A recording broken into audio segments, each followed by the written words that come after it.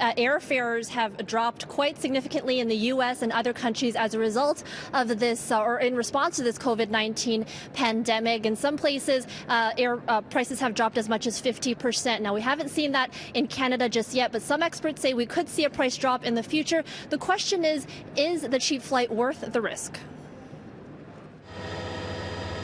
Canadian health officials have sternly warned against cruise line travel. The Public Health Agency of Canada is recommending that Canadians avoid all cruise ship travel due to COVID-19. But not so with flights, at least not at the moment. Still, many are fearful, and to combat that, airlines in the U.S. are offering deep discounts. Round-trip travel from Buffalo to Miami, $212 U.S. Buffalo to L.A., $226 U.S. And from Buffalo to Boston, just $117. We see it in the US, we see it in Europe as well. In Canada, I'm not sure. Canada is a little bit different because we tend to have a big major airline who has some kind of a monopoly over international routes. And so, they control most of the market. And as a result, they will not be incentivized and to go into a bidding war with some of the other competitors. But Frederick Demange says there's bound to be a drop of some kind. He says you can feel more comfortable flying than being on a cruise ship, but warns if you choose to fly, be mindful of the risk you could pose to others. You can get contaminated and bring the virus back to your home and to your home community. This is a devastating time for the travel industry and for consumers in general. Richard Smart, president of the Travel Industry Council of Ontario, says they've been flooded with calls recently. Consumers wondering what their rights are when it comes to booking and canceling trips. He says when choosing to book in uncertain times like this, it's extra important to read the fine print. There's a lot of talk these days about cancel for any reason insurance. It's not always all what it's made out to be, and a travel agent can help a consumer understand the facts and what's available to them.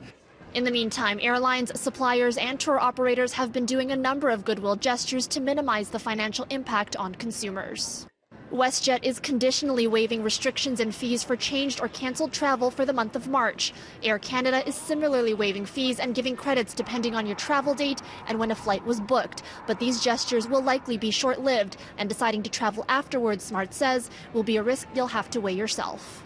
Some of the insurers have already come out and said that now that coronavirus is a well-known virus and consumers should be aware of that.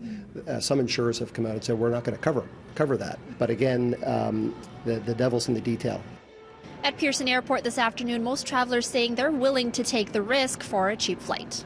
Basically, I would try and book something, but as long as I could cancel it without any penalties. Probably we've already booked. If someone was to offer us a refund, we'd be glad to have it. But I guess it would depend on the time period.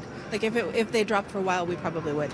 Well, obviously everything we do, got to be clean. And then, obviously affected group gatherings where we're going now. So some events we were planning to go to, we can't go to anymore. Did you ever think maybe we should cancel our trip? Not really.